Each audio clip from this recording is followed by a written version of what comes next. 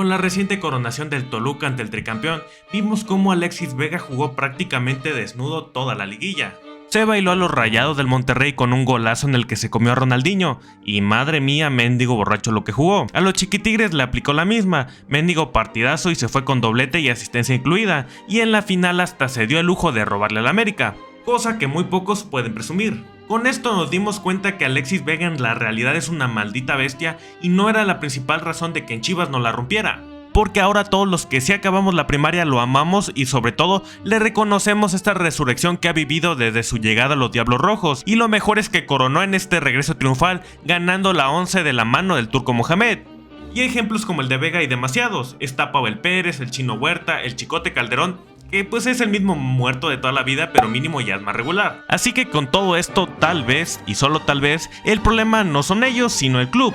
Las Chivas han intentado regresar a ese proyecto tan glorioso que vivieron con Matías Almeida, pero simplemente cometen los peores errores posibles. Llegó Ricardo Peláez como director deportivo para tener el mismo éxito que tuvo con el América y con el Cruz Azul, soltándole la cartera y se trajo a las Super Chivas 2.0. Esto es la cosa más estúpida que he oído. Obviamente ninguno la rifó y su gestión fue un absoluto fracaso, llenísimo de indisciplinas. Llegó Fernando Hierro como nuevo héroe, pero en cuanto Cristiano Ronaldo le habló, dejó Guadalajara para irse a Arabia, y de Gago pues mejor ni hablamos. Con este resumen de los últimos 10 años del Guadalajara, nos damos cuenta que el equipo es un desastre desde el dueño hasta los jugadores, convirtiendo el club en un lugar tóxico para todos. Por esto y mucho más, hoy veremos a los jugadores que salieron de las Chivas y la rompieron en otros lugares. Y es por eso que hoy te presento el rebaño sangrado.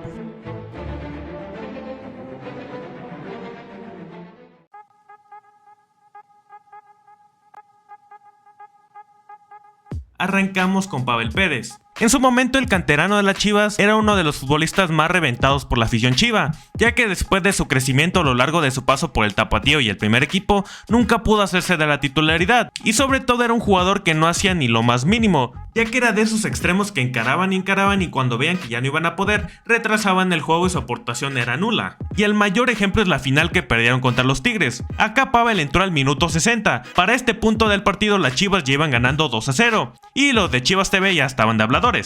Este cambio se dio para que le diera un poco más de dinámica al juego y sobre todo mantuvieran el resultado, cosa que obvio no pasó, porque 5 minutos después cayó el primer gol de los Tigres y su juego fue tan lamentable que Paunovic lo sacó al minuto 101 por Daniel Ríos, y el resto ya se lo saben. Te deseo lo mejor y que te quiera. Este punto de su carrera lo marcó muchísimo hacia la afición, básicamente porque en esa final fue más inútil que el Guacho Jiménez, y este desencanto solamente pasó con la afición, ya que con la llegada de Gago, mandó al carajo a Yael Padilla rompiendo su proceso y puso de titular a Pavel Pérez, y no lo hizo tan mal, jugaba bien, metió uno que otro gol, pero Gago terminó aplicando un gago, y llegó el españolete más vendehumo que he visto en mi vida, y el querido Pavel Pérez se fue a los Rayos del Necaxa, en donde encontró su lugar en el mundo, ya que en ese torneo se convirtió en el mejor futbolista de la historia, y fue pieza clave para que este Necaxa, que juega mejor que el de los 90s, hiciera el temporadón que se aventó con el Arcamón, marcando 4 goles en 14 partidos, junto a una asistencia. Y lo más importante es que es un jugador participativo para el equipo del Arcamón, y de esos 4 goles marcó 2 que son unos verdaderos golazos que ni Cristiano Ronaldo en su prime los anotaba. Primero le marcó esta joya a los Xolos de Tijuana, contra el Pachuca marcó un doblete, el primero en una diagonal de la muerte para hacer el del empate, y marcó el gol de su vida para darle la victoria a los Rayos. Y si no fuera suficiente, uno de esos 4 goles se los marcó a las Chivas aplicando la ley del ex. Una ley del ex muy divertida porque parece que literalmente jugador que sale del rebaño está destinado a triunfar. A lo mejor en un futuro Pavel Pérez sale campeón y siendo un jugador muy importante, pero eso solo el futuro lo dirá. ¡Chivas! ¡Gol del Guadalajara! ¡Gol! 2-0 al 20. ¡Al 20! ¡Nahuel! ¡Una vez más! ¡Sácala! ¡Pero del fondo! ¡La sacó el Pocho en la línea! ¡Contra remate! Gol de Tigres, gol de Guido Pizarro. Al 109. Se acabó el partido. ¿Dónde he visto esto antes? Ahora me gustaría ver al señor Acherbi, a ver cómo se comporta. En cualquier caso, como no sabe ganar, al menos espero que sepa perder. Cuidado, porque ataca el Inter. Bien, ahora Gerard Martín. Bien, Gerard. Cuidado, ahora recibe la falta de Dumfries. Dice que no. Y acaba de marcar el Inter. Cuidado. Mira, y además ha sido el impresentable de Acerbi, que es... ¡Ah, madre mía!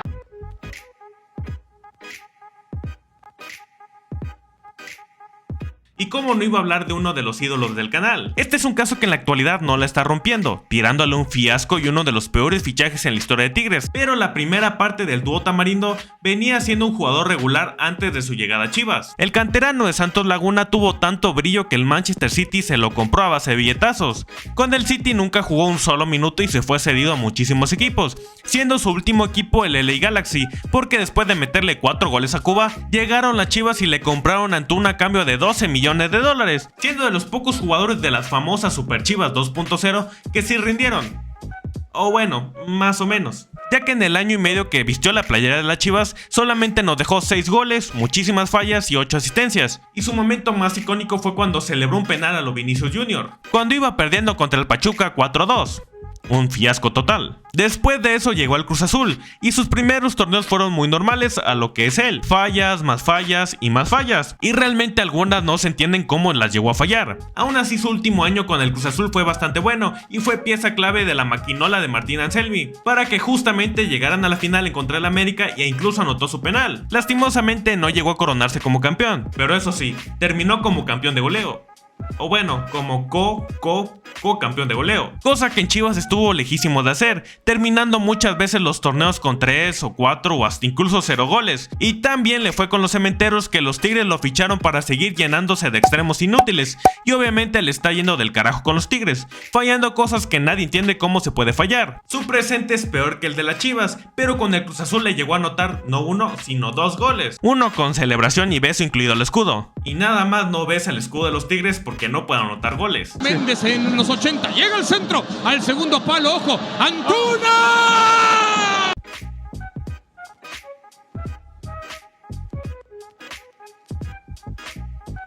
Te podrá caer bien o mal el muerto de Macías, y podrá ser una lucín más en este mundo. Entonces yo salgo en la serie de Haaland, güey.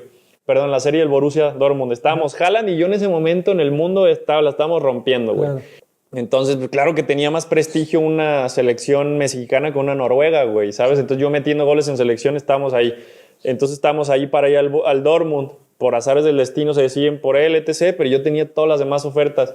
No se acepta ninguna, pues no sé qué querían. Ya que el tipo tenía técnica, jugaba de espaldas, sabía picar, botarse y sobre todo, y lo más importante en un 9 es que tenía gol. José Juan debutó de la mano de Matías Almeida en 2017 y después de un par de partidos jugados llegó un encuentro en contra de Xolos y marcó su primer gol y cerró su doblete con unos golazos.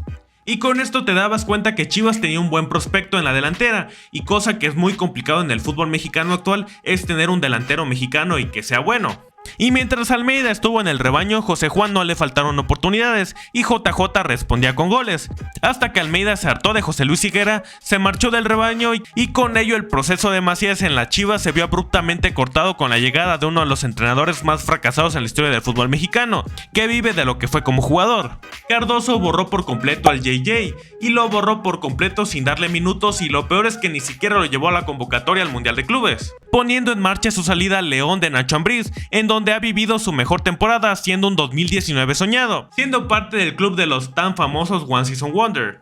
Desde que comenzó su paso como panza verde complementó el estilo de juego que Nachito quería para su equipo, con sus goles constantes y aportaciones al juego del equipo, y es por eso que León terminó como superlíder y tristemente como subcampeón del torneo. Incluso rompió un récord histórico de liga con 12 victorias consecutivas, terminando el torneo como el máximo goleador mexicano con 10 goles. Para el siguiente torneo continuó con la fiera y los goles siguieron apareciendo, anotándole goles a cualquier equipo. Al América le hizo un golazo, al Atlas también y con campanita incluida, y para que sea una salida exitosa le marcó 3 goles a las Chivas, y también con beso incluido el escudo, teniendo una gran etapa de éxito y triunfando lejos del rebaño sagrado. Hasta que con la llegada de Ricardo Peláez, él fue parte de esas Super Chivas 2.0, que como sabemos fueron un fracaso. En su regreso como chillermano comenzó con su nivel goleador, hasta que las lesiones llegaron a su vida, y eso provocó que su nivel decayera estrepitosamente, al nivel de que en su sueño de jugar en Europa fuera un rotundo fracaso, yéndose de España con 0 goles anotados. En su tercer regreso con las Chivas acabó el sueño de ser futbolista,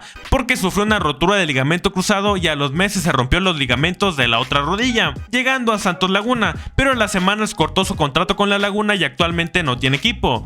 Y ese José Juan Macías que a mí me encantaba ver en el León, ya no existe para nada.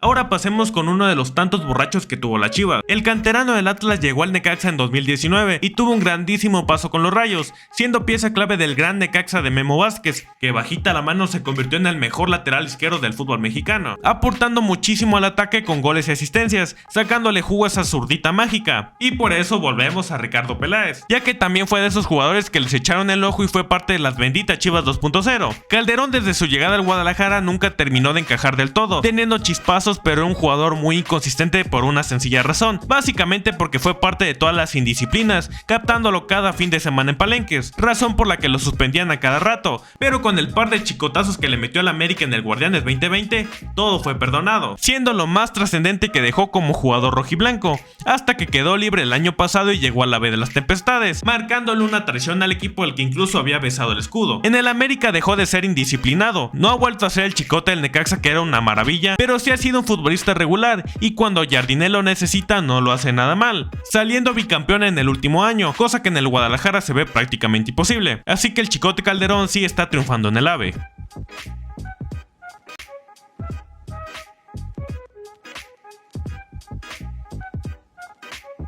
El famosísimo Chino Huerta es canterano en las Chivas, por si hacía falta alguno más. Y el Chino fue pasando por todas las categorías juveniles de las Chivas, hasta que llegó su debut y por muy pocas oportunidades salió cedido al Morelia en 2020, jugando varios partidos como titular, hasta que se dio el cambio de franquicia del Morelia al Mazatlán, y se fue a terminar su préstamo con el Mazapán, teniendo un último torneo muy bueno, haciendo una gran dupla con Camilo Zambeso. Y como... el Pietradato. César Huerta al minuto 36 del primer tiempo convirtió el primer gol en la historia del equipo mazatleco y de paso se convirtió en su primer gol en la primera división, así que el chino ya quedó en la historia del equipo más intrascendente del mundo. Los mazatlecos se querían quedar con el jugador, pero las Chivas pedían $10 millones. Háganme el bendito favor. Y su último intento en jugar con la Chivas Rayadas del Guadalajara tuvo un final muy amargo, debido a las constantes críticas por no terminar de tener un rendimiento óptimo en esos últimos 3 torneos como rojiblanco. Nada más recordemos la bonita pelea que se aventó con el Pollo Briseño. Entonces por eso César Huerta optó por salir del club, haciendo un intercambio con Alan Centros Locos Mozo, y con los Pumalácticos se convirtió en su ídolo, ya que el equipo está tan mal que con el primer simple regate que sea el chino ya lo ponían al nivel de Caviño. Y su primer recuerdo como universitario fue hacerle un regate a Frenkie de Jong y dejarlo desparramado. Después se ganó la titularidad dejando grandes goles, en los que parecía literalmente Mohamed Salah. Nada más guacho en el gol que le hizo Toluca. Por todos estos momentos se convirtió en pieza clave de los Pumas de Gustavo Lema, y muchas veces lo único bueno que tenía el equipo, jugando prácticamente solo. Con los Pumas en lo colectivo no consiguió nada porque son los Pumas, pero su gran nivel lo catapultó a la selección mexicana, cosa que en las Chivas era casi imposible, hasta que en enero de este año se hizo oficial su llegada al fútbol europeo con el Anderlecht, y no olvidemos ese gol que le anotó en liguilla a las Chivas, celebrándolo con la icónica camiseta que sacó el Jimmy en el bicampeonato de Pumas, pero ahora con el rehecho en CU.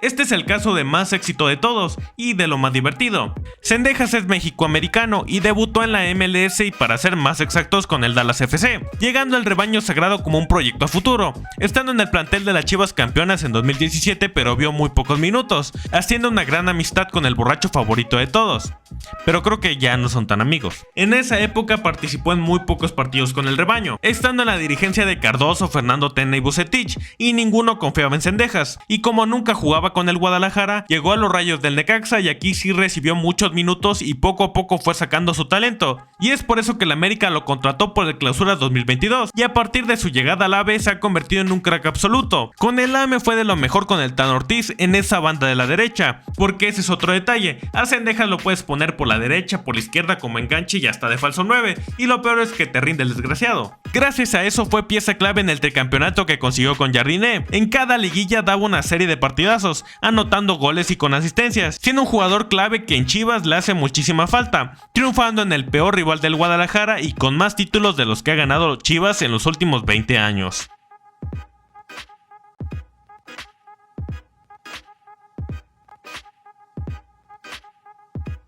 Y cerramos con el tipo más talentoso del listado, el jugador del momento y la otra mitad del dúo tamarindo, ya que mi primo es un crack de pies a cabeza, debutando de la mano de Pepe Cardoso en el partido de Copa Libertadores, en donde debutó con gol, convirtiéndose rápidamente en una de las jóvenes promesas del fútbol mexicano, y después de 2 años y medio con los Diablos Rojos y de meterle este golazo a las Chivas, el mismo equipo pagó $9 millones por uno de los mexicanos con más futuros de la liga, y las expectativas con este fichaje se fueron a las nubes, gracias a que en sus primeros partidos con el rebaño comenzó a marcar diferencia, y el mejor ejemplo es el hat-trick que le marcó al Atlas en el clásico de Tapatío, pero ahí es donde comenzó un declive en su carrera. En el Guadalajara le pasó de todo, lesiones, indisciplinas y hasta enseñó las nalgas, comprobando que el talento y el trabajo sí van de la mano para sobresalir. Y si le sumamos que su mentalidad pobre le jugaba chueco en cada una de sus polémicas, pues su declive con el Guadalajara comenzó, gracias a las tantas indisciplinas que dan para todo un video, siendo la más recordada la vez que celebró el cumpleaños de Uriel Antuna, y el estúpido subió la historia, y de ahí nació el tan amado y poco goleador dúo tamarindo, obligando su salida del rebaño y regresando al equipo que lo vio nacer, con una de las mejores presentaciones en la historia del fútbol mexicano. ¡Despiértate! ¡Vas a llegar tarde al entrenamiento! ¿Qué pasó? ¿Nunca me fui? ¿Cómo? Siempre esta ha sido tu casa. Ya que desde su regreso Ernesto Vega se marcó una buena temporada con los choriceros, incluso en la liguilla le marcó gol a la Chivas celebrándolo como loco y eliminándolo de paso, pero estaba en fuera de lugar, hasta que llegó el Clausura 2025 y con ello el mejor torneo que ha vivido don Ernesto Vega. En el torneo regular terminó con 3 goles y 4 asistencias, y lo mejor de todo fue la liguilla. Al Monterrey le metió un baile él solito y le clavó un gol a los Ronaldo Nazario. A los Chiquitigres también se los bailó con goles y asistencias, y en la final fue el mejor jugador de los 2 partidos, y salvó al fútbol mexicano de seguir en la época más oscura que ha vivido. Señoras y señores, ante ustedes el mejor futbolista de la Liga MX. Como conclusión pudimos ver que si eres futbolista y la quieres romper con tu nuevo equipo, a fuerza tienes que firmar con el Guadalajara, serle infiel a tu esposa más de 3 veces y a partir de ahí darás el salto de calidad, y cuando llegues a tu nuevo equipo demostrarás que el problema no eres tú, sino el Guadalajara. Muchas gracias por ver el video, dale like y comenta qué opinas de todos estos casos, y si crees que me faltó alguno, coméntalo también, y suscríbete para que seas parte de los muertos del fútbol. Y recuerda, como frutas y verduras. Here we go.